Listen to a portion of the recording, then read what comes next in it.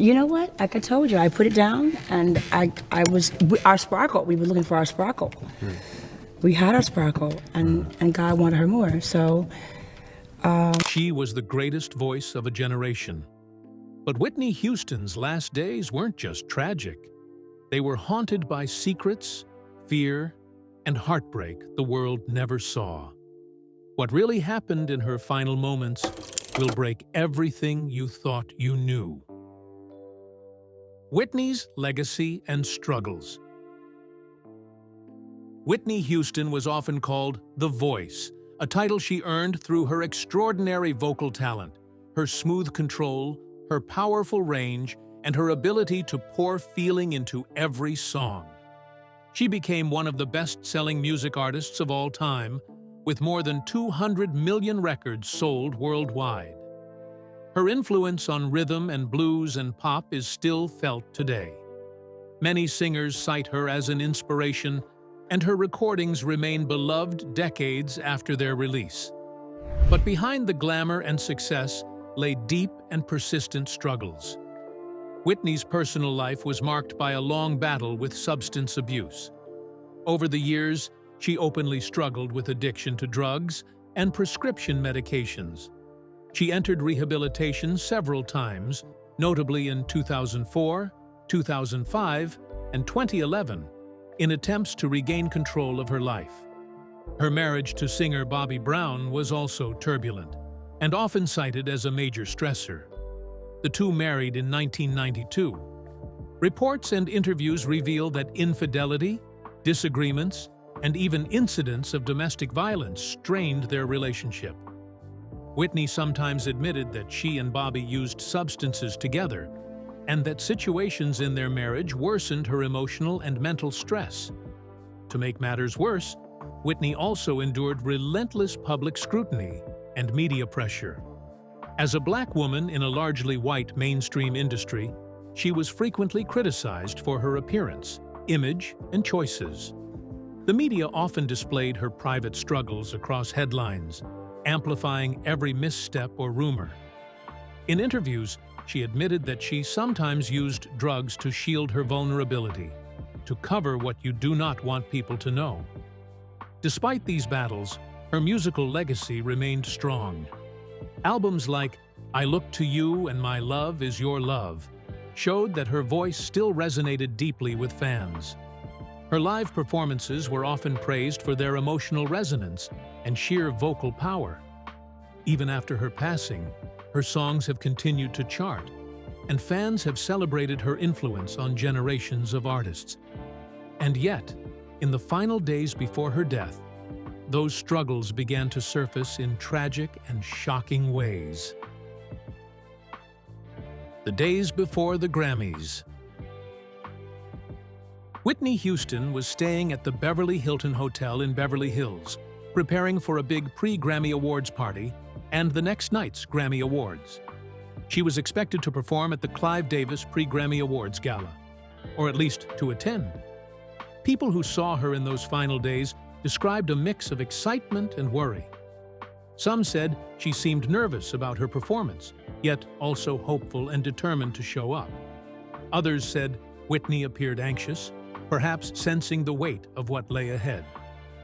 Witnesses reported odd behavior in public spaces like the hotel lobby. She was seen singing loudly, sometimes at unusual hours. Some claimed she looked disheveled, her clothing or hair not well kept, but still trying to practice and rehearse her songs. While official sources do not confirm every detail, the public record does mention she reportedly appeared disheveled and erratic in her final days.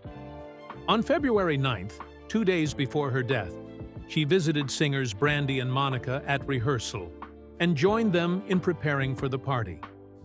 That same evening, she gave her last known live performance when she sang Jesus Loves Me with Kelly Price. At times, Whitney's state raised concern among friends or staff. She was grappling with internal struggles that were largely hidden from the public eye. In private, she may have been fighting intense emotional pain, substance pressures, or fear about what the next day's spotlight might bring. Yet publicly, she was trying to maintain composure. She showed up in the hotel, interacted with staff and guests, and did her rehearsals as best she could under stress.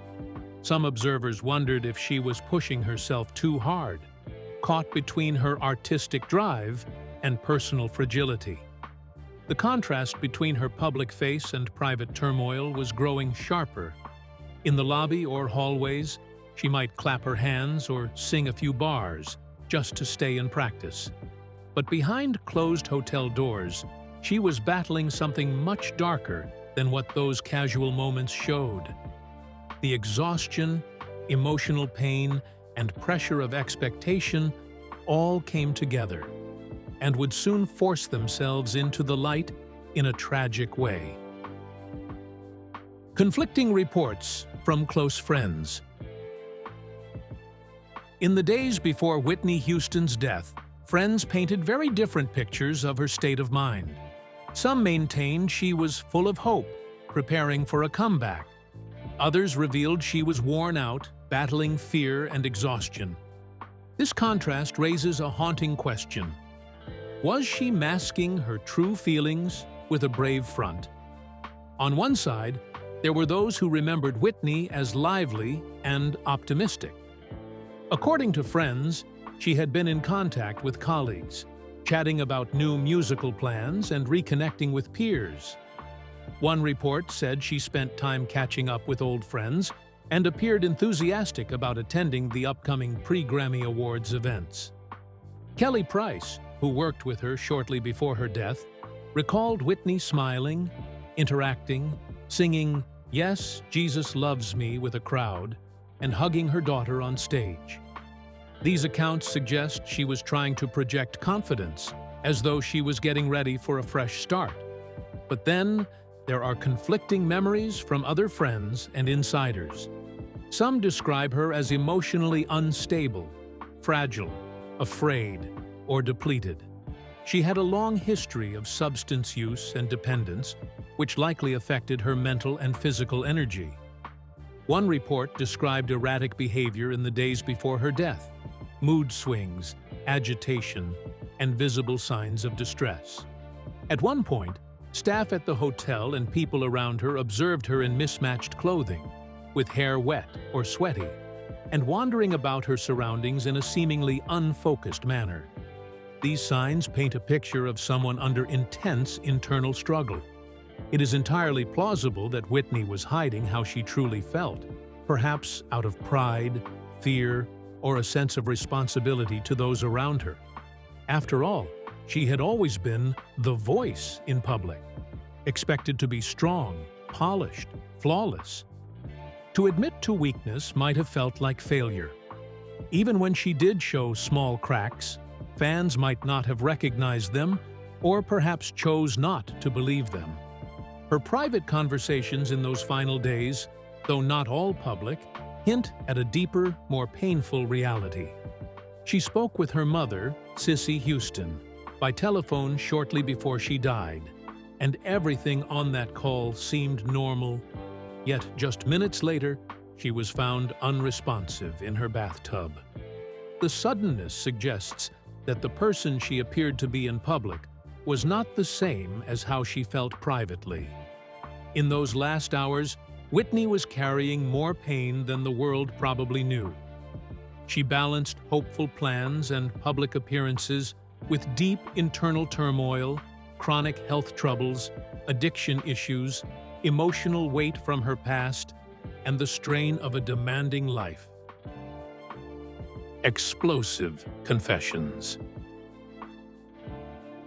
In the months before her passing, Whitney Houston began sharing deeply personal fears with those closest to her.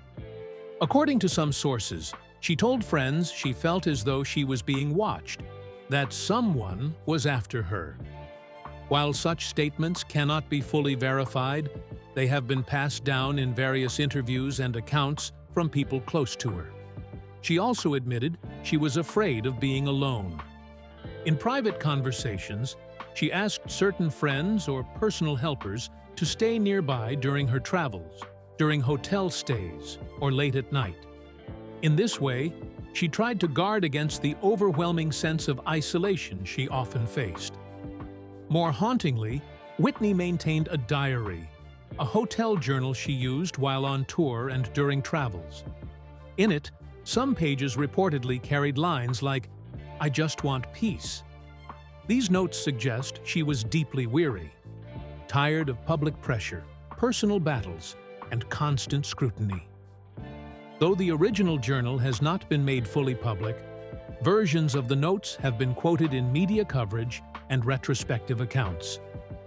These private confessions reveal a woman at war internally. By admitting she felt watched, she expressed a deep anxiety rather than mere paranoia. By longing for peace, she confessed fatigue that fame and pressure had perhaps magnified. And by asking others to stay near, she acknowledged her vulnerability and loneliness, despite all the glitz around her life. To many, these confessions link the public persona with the private person, the powerful singer who could command a stage, but who offstage struggled with fear and emotional pain. They also build the tension. As her fame soared, so did the weight of her fears and insecurities. And then came her final hours that would forever change her legacy. In the days immediately following these confessions, Whitney's health, decisions, and support system would all converge in a tragic conclusion. As the world would later learn, her death was ruled an accidental drowning in a suite bathtub at the Beverly Hilton Hotel on February 11, 2012.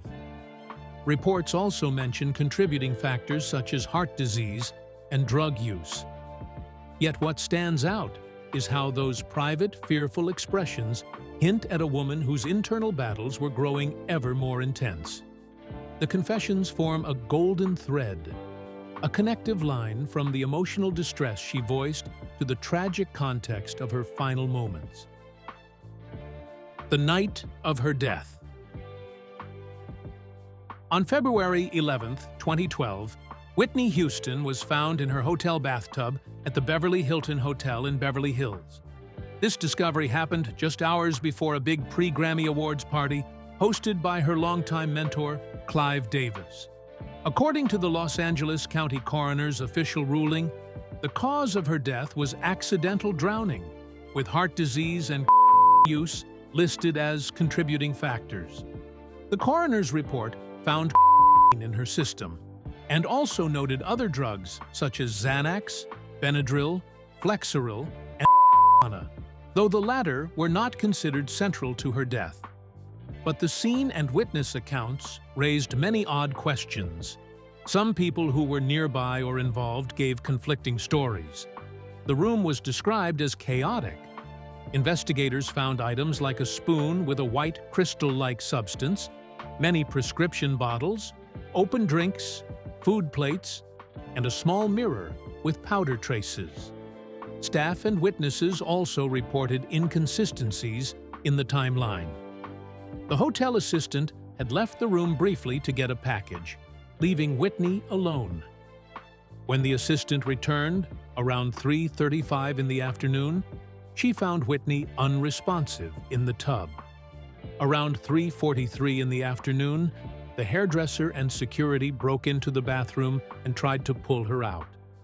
Paramedics arrived and cardiopulmonary resuscitation was attempted, but Whitney was pronounced dead at 3:55 in the afternoon. At the 911 call stage, reports say the assistant hung up multiple times while hotel security was trying to get cardiopulmonary resuscitation instructions from the operator. Hotel staff also gave variable reports about how long Whitney had been in the bathtub and when exactly they found her. Because of these mixed accounts, investigators and the public questioned whether everything was as straightforward as it seemed. Some statements about when individuals entered and left rooms, or how quickly help was called, contradicted each other. And when investigators looked closer, the inconsistencies only deepened the mystery. Inconsistencies that can't be ignored. Whitney Houston's death has been surrounded by puzzling details that many still struggle to understand. And these inconsistencies cannot be ignored because they add layers of mystery to an already heartbreaking story, beginning with the shocking detail that some reports claimed the bathtub water where she was found was scalding hot, hot enough to cause what investigators described as skin slippage, raising the question of why anyone would willingly get into such dangerously hot water, and some even wondered if she had been forced into it. While at the same time, witnesses inside the Beverly Hilton Hotel reported unusual noises that day, including shouting and banging in or around her suite, sounds that suggested conflict or distress before she was discovered unresponsive. But, despite these accounts, investigators did not handle the case as a possible crime, which only fueled rumors that something was being overlooked, and another strange layer came from security camera footage that reportedly showed unexpected visitors entering and leaving rooms near Whitney's suite, with some private investigators later claiming that men linked to drug dealers may have gone into her room while she was alone, though official reports never confirmed this, leaving an air of suspicion about who was actually around her in the final hours. Yet in the end, the Los Angeles County Coroner's Office ruled her death an accidental drowning with heart disease and use as contributing causes, and toxicology results also showed traces of prescription drugs, suggesting that her long struggles with addiction and health were at the center of the tragedy. But even with this conclusion, many details remain troubling, because if the water was dangerously hot, why was the scene not examined for foul play? And if there were loud disturbances heard by others nearby, why was there no deeper investigation? And if visitors appeared in footage close to her room, why were they not clearly identified in the official report?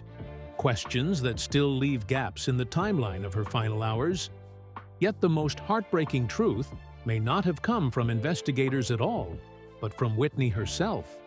Since in the years leading up to her passing, she spoke openly about fear, exhaustion, and a sense that people close to her could not be trusted.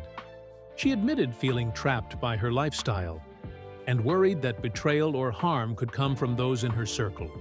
So, while the official ruling remains accidental drowning, these inconsistencies paint a much more complicated and haunting picture of her final day. A picture that still raises doubts and sorrow among those who loved her and admired her, leaving behind the painful thought that Whitney may have sensed what was coming long before the world learned the devastating news. Whitney's final messages. In the final hours before her death, Whitney Houston reportedly made a few emotional phone calls. Sources suggest she spoke to her mother, Cissy Houston, around 3:15 in the afternoon, and the conversation was said to be calm and normal, nothing overtly alarming at the time. Less than 30 minutes later, at about 3:43 in the afternoon, hotel staff were alerted after she was found unresponsive in her bathtub. While many reports focus on that call with her mother, some friends and insiders claimed Whitney also reached out to other family members or close companions. They say she expressed love, concern, and perhaps a weariness of the pressures she bore, though public records do not clearly confirm every call. According to observers, in those last calls, she is said to have told loved ones she loved them deeply. At the same time, she may have hinted at feeling tired or done, suggesting a heavy emotional burden. These statements have led to speculation. Were they simply reflections of exhaustion from her lifelong battles? Or something more, a subtle farewell wound in private conversation? That question remains debated by biographers, journalists, and fans alike. Some believe her words were a natural expression of someone under great stress and pain. Others view them as a grim sign of resignation. But because no full transcripts or public records of all those calls exist, certainty is elusive. The timeline of her final day adds to the tension. Earlier that weekend, Whitney had participated in pre-Grammy Award events, social gatherings, and rehearsals. Her presence at parties and in public appearances masked the internal turmoil she may have been experiencing. Even friends reported that on the night before her passing, she read her Bible in her hotel room, despite broken glasses, possibly seeking comfort. And then came Whitney's final writings. In private notes and scattered fragments, she left behind remarks that many interpret as the most devastating truth of all. Though these writings are neither fully published nor universally agreed upon, what has emerged paints a picture of someone confronting deep hurt, remorse, and perhaps inevitability. Biographers suggest she was wrestling not only with addiction and media pressure, but with feelings of isolation, disappointment, and the fear that her best was no longer enough. The hidden truth in her final writings. Among Whitney Houston's belongings after her death, a piece of paper surfaced that drew attention. A handwritten note that read, "I want to sing again, but I am so tired." This fragile clue gave a window into her inner world, torn between longing and exhaustion. Part of her still believed she could return, that her voice and art still mattered. But she also felt overwhelmed by pain, by pressure, and by the weight of expectations. She was not just defeated by addiction or by scandal. She was wrestling with something deeper, the conflict between hope and despair. For many years, Whitney had been pushed into the public eye as an icon, a symbol of perfection. But behind the scenes, she often spoke of feeling drained, emotionally battered, and under constant scrutiny. Even as her fans longed for her comeback, she faced internal resistance and suffering. This note would show how she was still dreaming. It suggests that her spirit was worn down by the battles she could no longer hide. Whether from inner struggles, substance dependence, relationship turmoil, or the unrelenting glare of fame, she had reached a point where the struggle overshadowed the promise. Indeed, her final days were not simply about addiction. They were not just scandals or public attacks. They were about a woman caught in a trap between a flicker of hope and a flood of despair. She fought for peace, but could not seem to find it. She may have believed a comeback was possible, or at least imagined a moment when she could stand on stage again, voice shining. Yet she also felt hollow, fatigued, and too battered to push forward. Whitney's ending was not just about falling, it was about a fight, the battle between her desire to sing and her exhaustion from life's weight.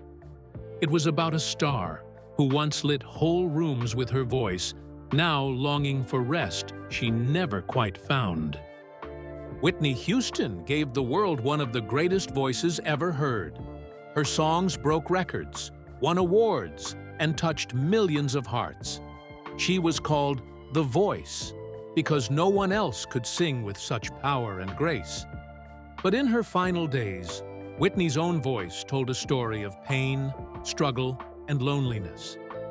Her passing in February 2012 shocked fans worldwide. Reports said she drowned in a hotel bathtub, with heart disease and drug use as factors. Her music, including I Will Always Love You, still plays today, a timeless gift that lives on forever.